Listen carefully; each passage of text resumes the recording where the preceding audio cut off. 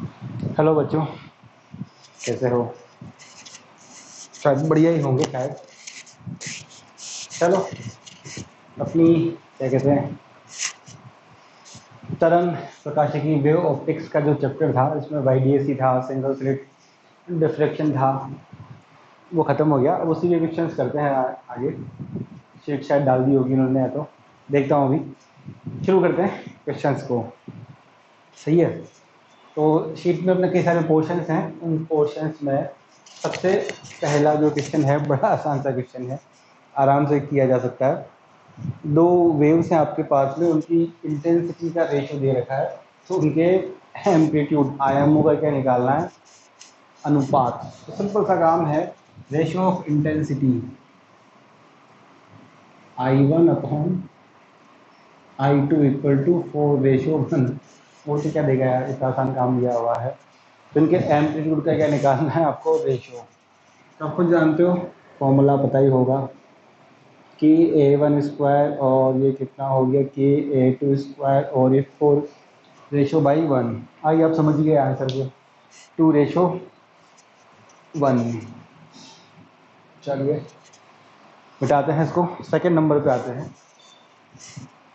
दो आपके पास में कला संबद्ध मतलब कोहेरेंट सोर्सेज हैं, कोहेरेंट सोर्सेज हैं।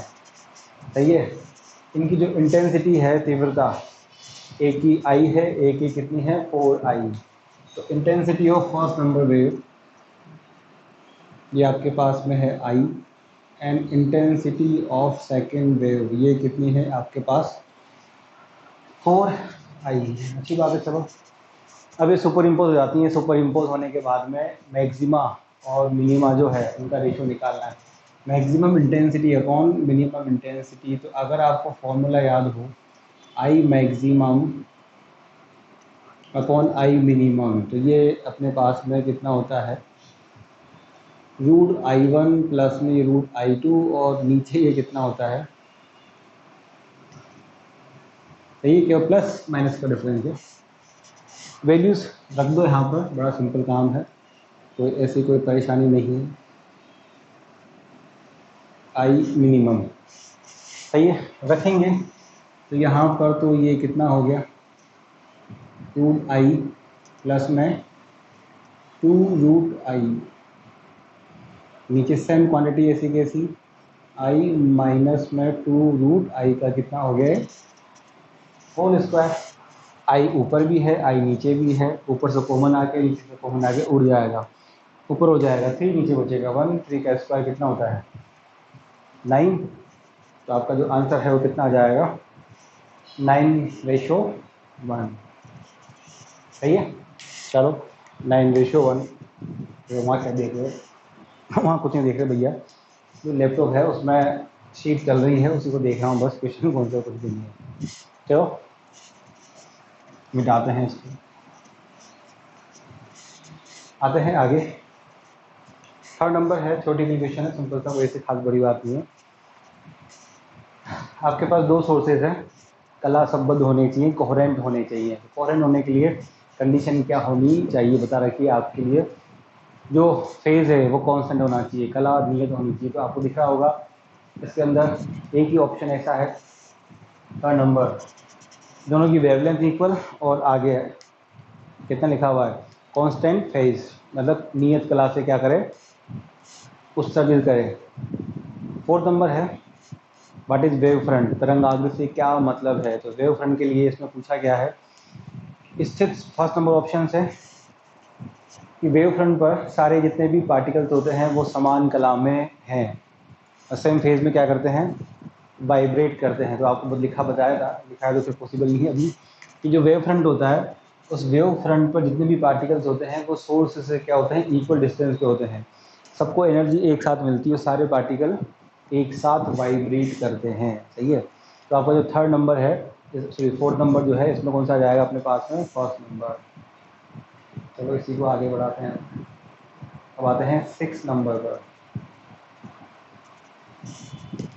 चलिए, यहाँ पे भी अगेन फिर वही क्वेश्चन आ गया। आपके पास दो वेव्स हैं, एक I इंटेंसिटी की है और एक 4I इंटेंसिटी की है। सही है। दोनों के बीच में जब आपका फेज डिफरेंस कलांतर कितना है π/2 और उसके बाद में कितना है पाई, ए और बी पर जो रिजल्टेंट आपकी मिलेगी उनका डिफरेंस क्या करना है आपको निकालना है। कहना नहीं चाह रहा है आपके पास दो वेव्स हैं, एक तो है I1 equal to I intensity की और एक I2 इक्वल टू कितनी है आपके पास में ये 4I इंटेंसिटी। मैं नहीं सवाल बोल रहा है भाई, अभी पूछ रहा है एक बार तो ये मिलती है π/2 के फेस पर, तो एक बार ये मिलती है किसके ऊपर पाई वाले फेस के ऊपर। तो जो रिजल्टेंट इंटेंसिटी आपको मिलेगी उसका डिफरेंस इसने पूछा है। तो फर्स्ट नंबर किसके लिए π/2 के लिए, तो आपको फॉर्मूला याद होगा शायद, ये अपन लिख रहे हैं यहाँ पर आई डैश से। तो फॉर्मूला होता है आपके पास I1 प्लस I2। सर पीछे का कहाँ चला गया, सोचो यार थोड़ा सा पीछे का कहाँ चला गया। 2√2I1 cos 90 कितना होता है 0, तो सोचने की जरूरत ही नहीं है।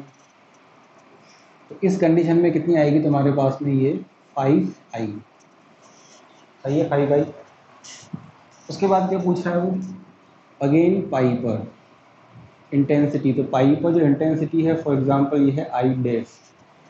तो अगर आपको याद है तो ठीक है, नहीं है तो कोई बात नहीं, याद है तो बहुत अच्छी बात है। पाई पर तो होता है अपोजिट फेज, और अपोजिट फेज में जो इंटेंसिटी होती है वो होती है अंडर में I1 माइनस अंडर में I2 का होल स्क्वायर।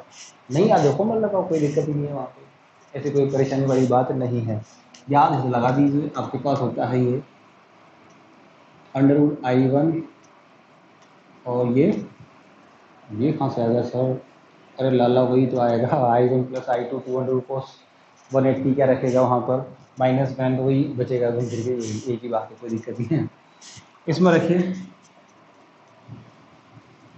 ये हो गया रूट आई, इधर अपन जानते ही हैं ये 4 है तो ये कितना हो जाएगा 2I और ये कितना हो गया होल स्क्वायर। क्या बचेगा भाई 2 में से, आगे तो आप समझ गए होंगे। तो ये आई डैश की जो वैल्यू है ये बचेगी अपने पास में ओनली आई, सही है ओनली आई। अब वो क्या पूछ रहा है इन दोनों का डिफरेंस, यानी कि जो π/2 के केस में सुपर इम्पोज हुई, अगेन पाई के केस में सुपर इम्पोज हुई, तो इन दोनों का जो डिफरेंस है ये आपको बताना है। तो दोनों का डिफरेंस कर लो यार अब बड़े आराम से, कितना है 5 है और ये कितना हो गया आई है, तो आपको दिख जाएगा यहाँ पर 4I, सेकेंड नंबर जो है आपका आंसर आ ही जाएगा। सही है, कोई दिक्कत, आसान काम था, कोई परेशानी है ही नहीं। चलिए आगे चलते हैं, 7th नंबर पर बताते हैं इसका।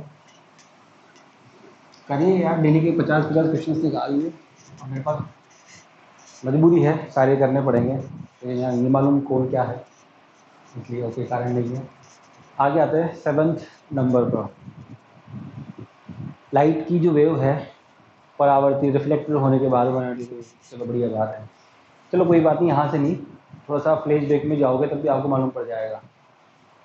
एक बॉल ले लो और बॉल को दीवार पे फेंको, तो बॉल क्या होती है वापस रिफ्लेक्ट होकर वापस आती है, मतलब परावर्तित होकर वापस आती है।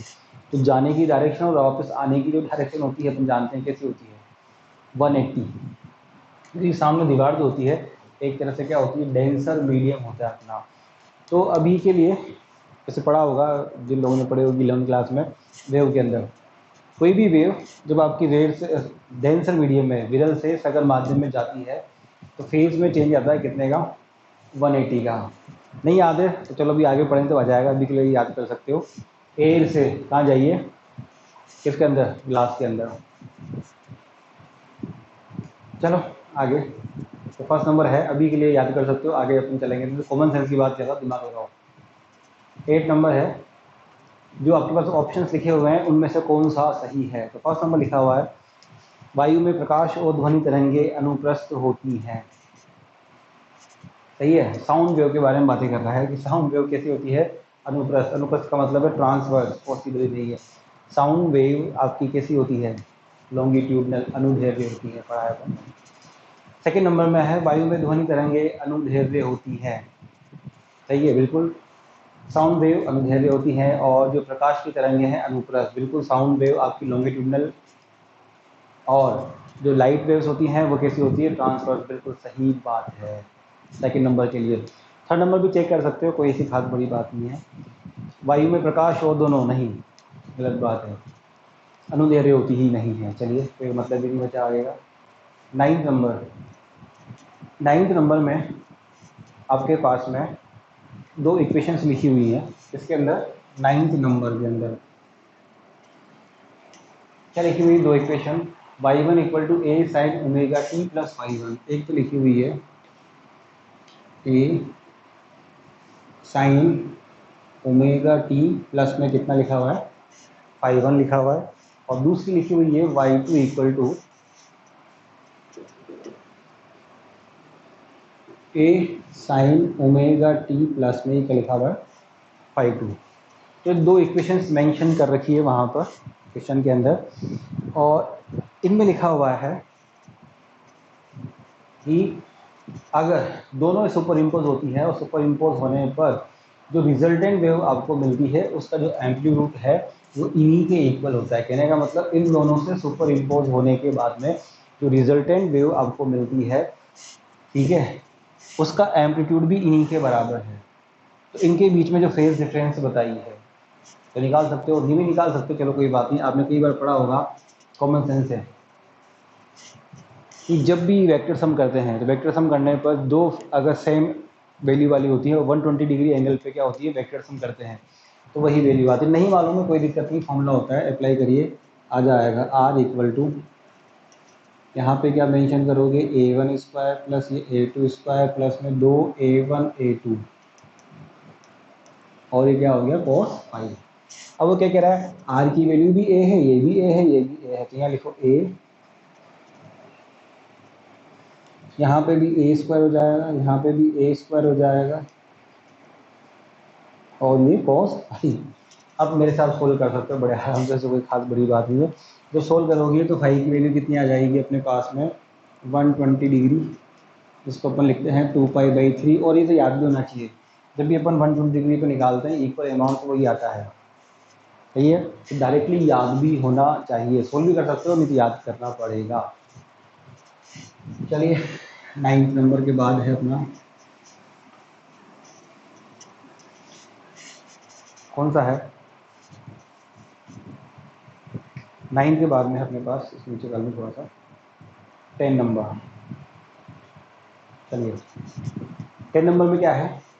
I1 एंड I2 इंटेंसिटी की दो वेव्स है आपके पास में, तो मैक्सिमम और मिनिमम जो इंटेंसिटी होती है उनका एडिशन बताना है। वो बड़ा आसान काम है। तो इसके अंदर अपन जानते ही हैं आई मैक्सिमम कितना होता है भैया? अंडर रूट में ये I1 प्लस अंडर रूट में ये I2 का होल स्क्वायर। सही है? ऐसा नहीं लिखो तो ऐसे भी लिख सकते हो, आपकी इच्छा के ऊपर है। I1 प्लस I2 और दो I1 I2, और ये कितना हो गया? cos phi. सही है? चलो कोई बात नहीं। अब इसके अंदर जो वैल्यूज रखोगे तो समझ जाओ, थोड़ा कोस तो इसमें आएगा ही नहीं, मैक्सिमम है। और जब I मिनिमम लिखोगे तो ये कितनी आ जाएगी? I1 प्लस I2, या माइनस आ जाएगा बीच में अपने पास 2 I1 I2। अब मेरे को बताने की जरूरत है कि नहीं है? क्या पूछा गया है? इनका एडिशन करना है। जब इनको ऐड करेंगे अपन तो ये वैल्यू कट जाएगी, क्या बचेगा? I1 प्लस I2, इधर भी I1 प्लस I2, तो 2 टाइम्स हो जाएगा, तो कितना हो जाएगा? 2 times of I1 plus I2। तो आपको दिख गया होगा अपना आंसर, 4th नंबर अपना क्या होगा? आंसर होगा। सही बात है? चलिए मिटाते हैं इसको, चले आगे आते हैं अपन 11th नंबर पे। है दो आपके पास पॉइंट सोर्सेज हैं, सही है? दो पॉइंट सोर्सेज है, मान लीजिए आपके पास में ये है एक पॉइंट सोर्स और एक पॉइंट सोर्स ये है। अच्छी बात है। क्वेश्चन नंबर कौन सा है? ये 11 नंबर है। ये सोर्सेज एक दूसरे से कितनी पर? 10 और 15 मीटर डिस्टेंस पर है। तो मान लीजिए कुछ भी यहाँ मान लो, चाहे यहाँ मान लो, ये ए हो गया और ये बी हो गया। एक 10 मीटर पे है, एक कितने पे है? सही है, 15 मीटर पे है। आपको टाइम पीरियड यहाँ पे दे रखा है, इसको मिटाते हैं अपन। चलिए, तो टाइम पीरियड आपको गिवन है, बड़ा आसान सा टाइम पीरियड है, कितना है 0.05, 0.05 और ये कितना हो गया सेकेंड।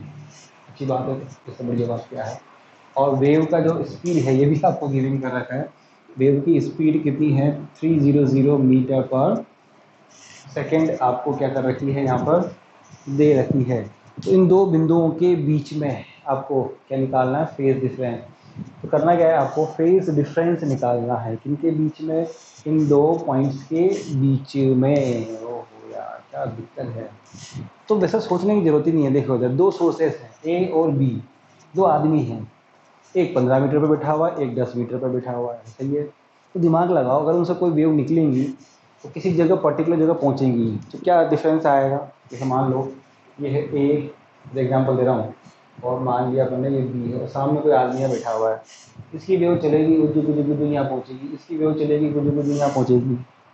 तो दिख गया होगा इनके इनिशियल में ही क्या हो गया, पार डिफरेंस आ गया। कितना आ गया भाई साहब दोनों के बीच में, कितना आ जाएगा, एक 10 मीटर पे है, एक 15 मीटर पे है, तो दोनों के बीच में डिस्टेंस का डिफरेंस तो वहीं आ चुका है। तो इनके बीच में जो पाथ डिफरेंस है इसको अपन डेल्टा एक्स लिखते हैं, ये पहले ही कितना आ चुका है 5 मीटर। तो पाथ डिफरेंस अपने पास कितना आ गया 5 मीटर। तो अब क्या करें, ये भी संकट है। तो आपको जो शुरू शुरू का चैप्टर शुरू किया था तो याद करिए थोड़ा सा, उस जमाने में लिखा था कि अगर पाथ डिफरेंस दे रखा है तो फेज डिफरेंस, यानी कि पथांतर दे रखा है तो कलांतर कैसे निकालें। तो अगर फॉर्मूला भी हो याद कोई दिक्कत नहीं, पाई बराबर भैया दूसरे क्वेश्चन करा रहे हैं, नहीं आते तो बना सकते हो। मैंने कहा था इतने में इतना हो तो इतने में इतना, इसी में जाएगा डायरेक्टली। तो 5 = 2π/λ×Δx। तो आप दिख रहा होगा कि डेल्टा एक्स तो आपके पास में कितना है 5 मीटर, तो दे रखा है बेचारे ने, बड़े आराम से दे रखा है। फिर बचा क्या, लैम्डा, कहाँ से लाए, यहाँ से दे रखा दिया। v बराबर फॉर्मूला पढ़ा होगा कई बार, speed of wave, v = F lambda या एन लैम्डा, जो भी आपने पढ़ा हो वो आपकी इच्छा के ऊपर है। सर एफ तो है नहीं, टाइम पीरियड तो है भैया। टाइम पीरियड का अपोजिट क्या होता है, तो इससे अपन लैम्डा निकाल सकते हैं। लैम्डा = कितना आएगा v/f, 1/f को उल्टा करेंगे तो ये कितना हो जाएगा, मल्टीप्लाई में ये t। तो वैल्यू ऑफ लैम्डा कितनी आ गई, ये आ गया, ये 300 और ये 0.05, ये 2 0 इससे ख़त्म हो गई, और ये कितनी आ गई आपके पास में, लैम्डा की जो वैल्यू है ये आ गई 15 मीटर, 15 मीटर, सही है, 15 मीटर, सही है। अब तो आगे कर लो यार, डेल्टा एक्स कितना है 5, लैम्डा कितना है 15, ओहो ये नहीं करूँगी। चलिए 2π, ये अपने पास 5 और यहाँ पे ये 5 उड़ा दीजिए इसको, तो ये कितना आ जाएगा 2π/3, सही है। ये कैसे आया, क्योंकि जो सोर्सेस थे वो इनिशियल में एक दूसरे से अलग अलग डिस्टेंस पे थे। जब वो दोनों ही अलग अलग डिस्टेंस पे है तो इनिशियल में क्या आ गया, उनके पास पाथ डिफरेंस है, वो चलता ही रहा। कितने का आ गया 5 मीटर का। तो इस तरह से अपन ने क्या करा, जब फेस डिफरेंस निकाला, क्योंकि पाथ डिफरेंस अपन निकाल लिया। तो मैंने शुरू में भी कहा था जब शुरुआत हुई थी कि ये तीनों चीज़ें आपस में रिलेशन में होती है, किसी भी एक को निकालोगे तो अपने आप दूसरी निकल जाएगी। चलिए मिटाते हैं इसको।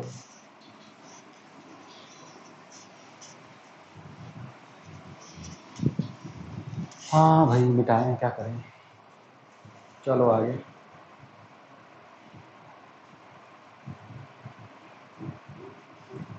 नंबर देखो, व्यतिकरण प्रभाव को समझाने के लिए हमें दो स्रोतों की आवश्यकता होती है जिनकी उत्सर्जित, यानी ये पूछा जा रहा है कि इंटरफ्रेंस को एक्सप्लेन करने के लिए अपने पास में कितने सोर्सेज चाहिए, दो चाहिए।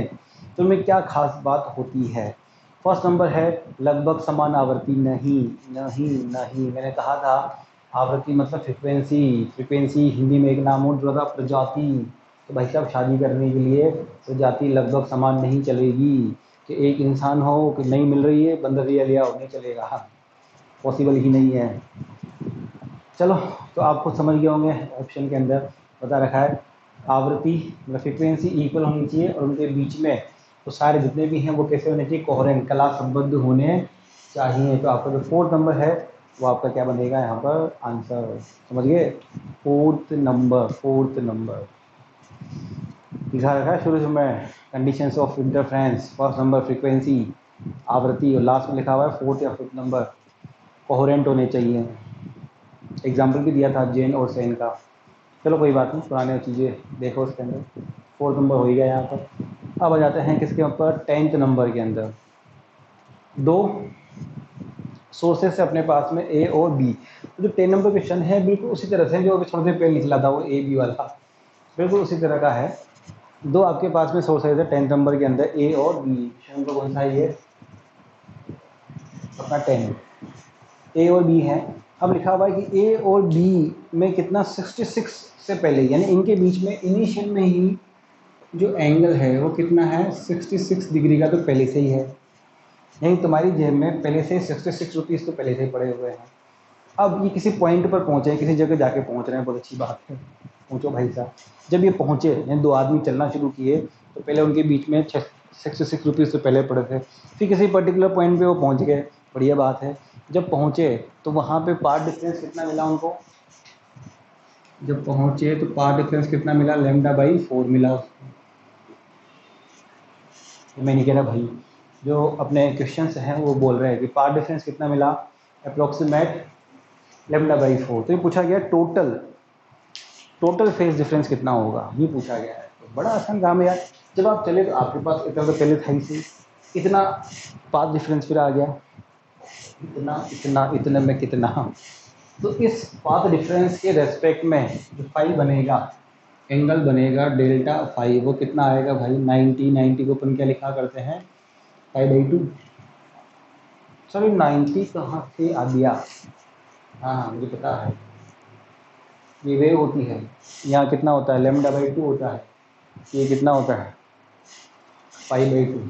नहीं तो फॉर्मूला भी लिखा छोड़ देते हैं, 5 = 2 करके निकाल सकते हो, गोली जिसको भी बता चुके हैं। तो 90 और 66 कितना हो जाएगा आपके पास में, अप्रोक्सीमेट, जोड़िए दोनों को, ओ 9 6 ओ 156 डिग्री का क्या हो जाएगा, टोटल फेस डिफरेंस हो जाएगा। कि पहले से था, बाद में इतना आया, दोनों को ऐड कर दिया, दोनों को ऐड करेंगे तो कितना आ जाएगा टोटल आपके पास में 156 आ जाएगा। चलिए बिटा देंगे इसको, करिए भाई करिए। अब आते हैं YDAC के ऊपर, चलो एक बार चेक कर लूँ।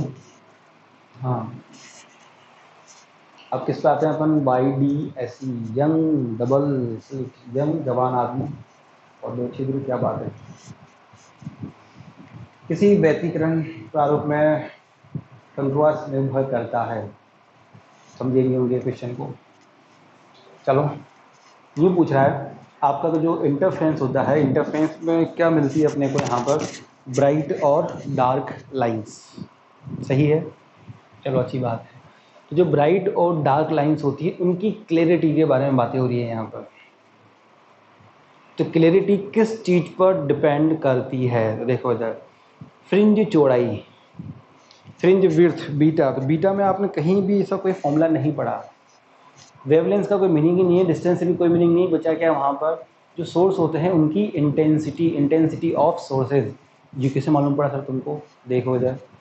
फॉर एग्जांपल आपकी ये होती है I1, सुनना ध्यान से, इसकी वैल्यू भी कितनी है I, और जो I2 सेकेंड नंबर वेव है इसकी इंटेंसिटी भी कितनी है I। अच्छी बात है कि नहीं है। अब अगर सेम इक्वल इंटेंसिटी की वेव्स, इक्वल इंटेंसिटी की जो वेव्स होती हैं अगर ये सुपर इम्पोज हो जाएंगी, तो सुनो I मैक्सिमम आपको मिलेगी 4I0 और I मिनिमम क्या मिलेगी 0, पढ़ा है अपन ने पहले, नहीं तो वैल्यूज रखिए फॉर्मूले में निकालिए। I मैक्सिमम मिलेगी 4 और I क्या मिलेगी मिनिमम 0। ये तो था इस केस में जब इक्वल थी, समझाने के हिसाब से बातें कर रहे हैं। अगर मान लो I1 कितनी है ये 4I और I2 कितनी है ये I, तो अभी थोड़ी देर पहले अपन ने ये आया था इसलिए मैंने डेटा काम में ले लिया हो। तो जो I मैक्सिमम थी ये आएगी 9I और I मिनिमम जो आएगी वो कितनी आएगी आपके पास में, I अप्रोक्सीमेट 0 नहीं आएगी। तो डिफरेंस क्या दिखेगा कि यहाँ पे अगर इक्वल हैं तो ये ब्राइट फुल ब्राइट होगी, तो डार्क बिल्कुल डार्क, वहाँ लाइट नहीं होगी, तो इनको आइडेंटिफाई करेंगे आराम से। लेकिन अगर अलग अलग इंटेंसिटीज़ होंगी तो फिर ये भी ब्राइट है, ये भी हल्की सी क्या होगी, आपको ब्राइट दिखेगी वहाँ पर। जीरो कहाँ है मिनिमम के लिए, तो ढंग से उसको आइडेंटिफाई करने में क्या होगा, फिर परेशानी आती है। तो डिपेंड किस पे करेगी ये, बेसिकली आपकी जो सोर्सेज हैं उनके। तो वहाँ तो रेशो लिखा हुआ है, अब बात तो एक ही है, तो इंटेंसिटी समझा दूँगी, कहा था उसमें मैंने। चलो आगे चलते हैं। आगे है सिंपल सा क्वेश्चन है। यंग के जो एक्सपेरिमेंट है उसमें सोडियम लैंप अपन काम में लेते हैं, ठीक है। उसके बाद में कौन सा, ब्लू कलर का जो लाइट होती है वो अपन काम में लेना चाह रहे हैं। मतलब प्रकाश एक समान इंटेंसिटी का लिखा है उसने सब कुछ लाइट, तो उस केस में क्या होगा। यानी कहने का मतलब यह है कि आप जो यंग का एक्सपेरिमेंट कर रहे थे, पहले जो लाइट यूज़ कर रहे थे, क्वेश्चन नंबर कौन सा है ये, सेकेंड नंबर। तो पहले जो वेवलेंथ थी आपकी वो थी लैम्डा, किसके लिए, येलो के लिए। अब आप जो लैम्डा काम में ले रहे हो वो है कौन सी, ब्लू। सही बात है कि नहीं है, कौन सा कहाँ गया, हाँ सेकंड नंबर। अब आपने पढ़ा होगा कहीं ना कहीं पर कि वही विबग्योर वाली कहानी, किस कलर का लैम्डा ज़्यादा होता है, पढ़ा है कई बार 10th क्लास में भी। लाल के लिए सबसे ज़्यादा लैम्डा होती है, बैंगनी के लिए सीक्वेंस याद होना चाहिए। और आपने देखा होगा कहीं ना कहीं कि बीटा जो होती है वो लैम्डा पर डिपेंड करती है, डायरेक्टली क्या होती है, प्रोपोर्शनल होती है। बीटा डायरेक्टली क्या होती है, प्रोपोर्शनल। तो आगे समझ जाओ, ब्लू कलर जो है उसकी आपके पास में क्या होती है, सोचो थोड़ा सा। वेवलेंथ कंपैरिजन में येलो से क्या होती है, कम। तो क्या हो जाएगी, जो फ्रिंज विड्थ है वो क्या हो जाएगी अपने पास में, कम हो जाएगी। फ्रिंज चौड़ाई क्या हो जाएगी, कम। वही तो बचपन में पढ़ते आ रहे हैं चीज़ तो अपन। बीटा डिपेंड करती है लैम्डा पे, और लैम्डा का कलर्स के रेस्पेक्ट में जो सीक्वेंस है वो अपने पास में क्या होता है। चलिए आगे चलते हैं, ऊपर कर लें पेज को पहले। थर्ड नंबर, यंग का जो एक्सपेरिमेंट है, अगर इसको एयर के रेस्पेक्ट हटाकर किस में किया जाए, पानी के अंदर, तो क्या होगा। तो मैंने कर रखा है डेरिवेशन पूरा। अगर इसको किसी मीडियम में, वाटर में किया जाएगा, तो मैंने कर रखा है तुमको, beta water equal to full derivation 3/4 beta air आ जाना चाहिए। 75% रह जाती, 25% कम हो जाती है, पढ़ा चुका हूँ पहले। हाँ, लिखा हुआ है, वीडियो देखिए पूरा ना, तो हो रखा है तो मैं कॉपी के अंदर, इसलिए कोई दिक्कत नहीं है, आराम से आ जाएगा। अपनी एनसीईआरटी बुक में भी है क्वेश्चन। चलो आ गया। हाँ, यंग के आगे जो फोर्थ नंबर है, थर्ड का तो हो ही गया। थर्ड में क्या होगा, डिक्रीज होगी पानी के अंदर। फोर्थ नंबर यंग का एक्सपेरिमेंट है, ठीक है। तो इसमें क्या पूछा गया है, थर्ड नंबर ब्राइट और सेंट्रल ब्राइट होती है, मतलब तीसरी चमकीली और केंद्रीय चमकीली के बीच में फेस डिफरेंस कितना होगा। अगर आपके पास लैम्डा ऐसे लिखा हुआ है 6000 एमस्ट्रॉन्ग है, तो लैम्डा आपको गिवन कर रखा है यहाँ पर कितना, ये है 6000 एमस्ट्रॉन्ग। मैंने नहीं करा भाई, सवाल नहीं करा है। अब वो क्या पूछ रहा है, सेंट्रल और किसके बीच में, थर्ड के बीच में। कौन सी, डायग्राम बनाता हूँ मैं एक बार। तो ये स्लिट होती है और सामने अपन जानते हैं यहाँ क्या होते हैं, हॉल। यहाँ अपन जानते हैं एन नंबर इक्वल टू 0 की क्या मिलती है, ब्राइट लाइन आपको यहाँ पर मिल जाती है, चमकीली रेखा। अब वो क्या कह रहा है, कहीं पॉइंट पी है ये, कहीं पॉइंट पी पर जो यहाँ से वेव्स जा रही हैं, ये वेव्स चली गई, इस जगह पर एन नंबर 3 वाली क्या मिल जाती है आपको, ब्राइट। तो ये पूछा गया है इन दोनों के बीच में कितना पाथ डिफरेंस होगा। तो बड़ा सिंपल सा है, आपको मालूम है थर्ड नंबर ब्राइट होने के लिए पाथ डिफरेंस कितना होना चाहिए। पाथ डिफरेंस का फॉर्मूला होता है एन लैम्डा, थर्ड नंबर तो 3 और ये कितना हो गया 6000। तो इसको मल्टीप्लाई करेंगे तो ये कितना हो गया 18, सही है। और आगे आप जानते हो कितना हो जाएगा 3000। तो ये क्या आ गया तुम्हारे पास, पाथ डिफरेंस। और इसे तो ऑप्शन में नहीं, अगर पाथ डिफरेंस आया ये तो भाई उसने पूछा क्या है, पूछा फेज डिफरेंस। तो फेज डिफरेंस का फॉर्मूला अपन लिखा हुआ है कई बार, फाई बराबर ये होता है 2 पाई अपॉन लैम्डा इंटू में कितना हो गया डेल्टा एक्स। ये 2 पाई और लैम्डा 6000, मजे आ गए। इधर ये कितना हो गया 18000। कर दो डिवीज़न, जो करना है कर लो। 6 3 18 2 पाई 6 पाई। तो इतना बेचबड़ा काय को करिए, ये कर देते सिंपल सिंपल सा कि phase difference for bright lines कितना होता है 2n पाई, और n की वैल्यू उसने दी है रखी हमको 3 रकम में बना रहे थे, तो वैसे ही 6 पाई आ गया। इतना काय को रहा कैसे भी करो, सही है। अपनी इच्छा के ऊपर है, कैसे करना हो तो आपके ऊपर है। अब करना क्या है वो तुम ही जानो। चलो आगे चलते हैं अपन। आगे जो नेक्स्ट नंबर है अपने पास में, उसी पे आते हैं अपन। आ गया।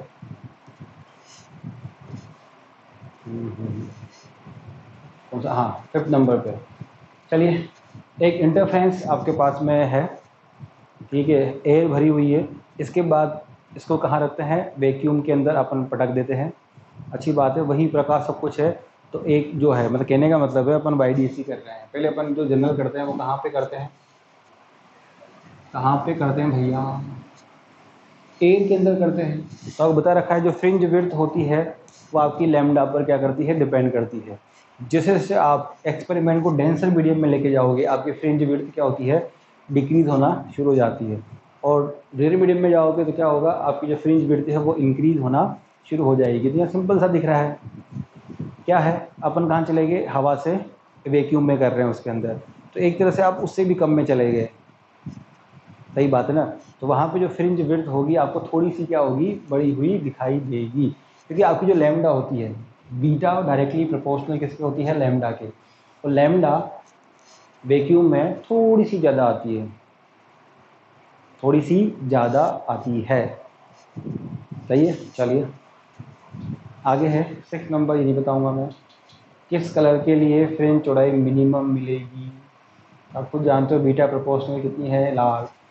तो लाल के लिए तो लैम्डा सबसे बड़ी होती है, तो ये सबसे बड़ी दिखाई देगी, बड़ी साफ साफ। और बैंगनी के लिए, वाइल्ड कलर के लिए जानते ही हो सबसे कम लैम्डा होती है, सबसे कम लैम्डा।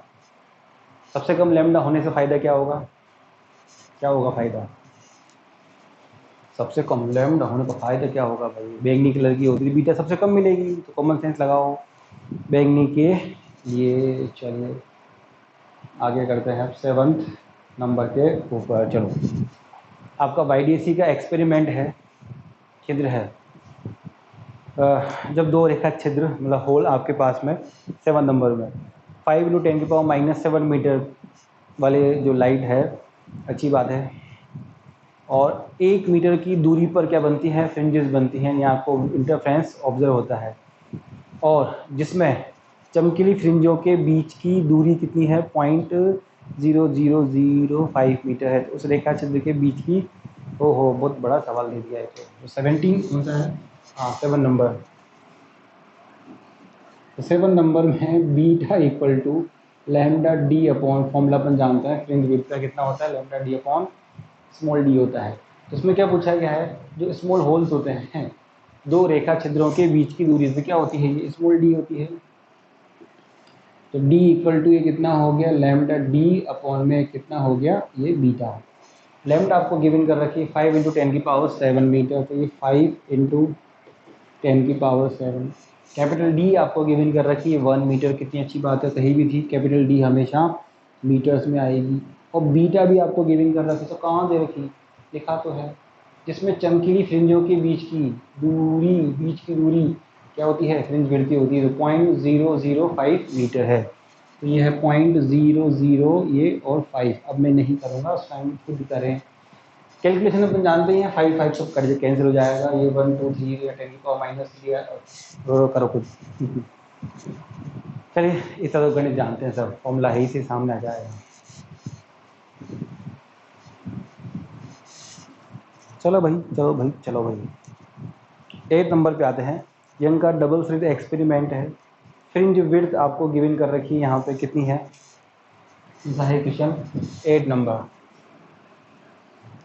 तो फ्रिंज विड्थ आपको गिवन कर रखी है, कितनी कर रखी है, 2 × 10⁻⁻⁴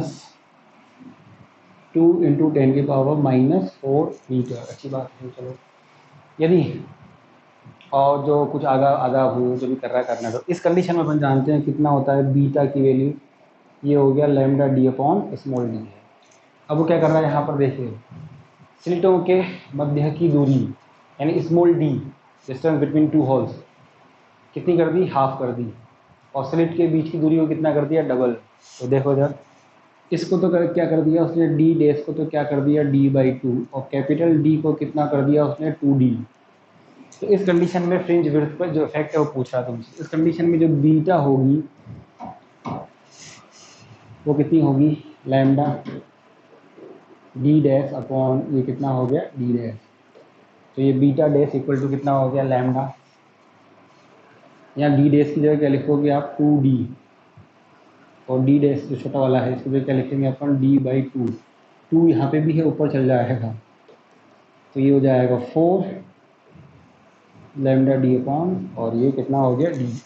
इसकी वैल्यू अपन जानते हैं कितनी है 2, तो 8 टाइम्स हो गई, तो 8 समथिंग, 4 नंबर ऑप्शन दिख रहा होगा ना इसकी वैल्यू, बीटा 4। इसकी वैल्यू कितनी है 2 × 10⁻⁻4, मल्टीप्लाई करेंगे तो कितना हो जाएगा 8, सही है। तो 8 टाइम्स आपकी हो जाएगी।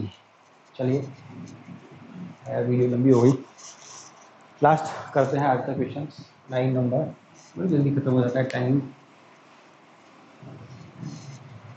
लास्ट क्वेश्चन करते हैं 9th नंबर अपन, यंग का है, बहुत अच्छा क्वेश्चन है भाई, बहुत खतरनाक। यंग के डबल स्लिट एक्सपेरिमेंट में फ्रिंज विड्थ कितनी पाई जाती है, बीटा। यदि आवृत्ति को कितना कर दें अपन, दुगना कर दें, मतलब फ्रीक्वेंसी को अगर डबल कर दिया जाए, फ्रिंज विड्थ पर क्या फ़र्क पड़ेगा। तो अब खुद जानते हो, क्या बताऊँ इसको तुम्हें, अब पहले खुद ही करो इसको, वैसा कोई बहुत बढ़िया क्या खतरनाक सवाल नहीं।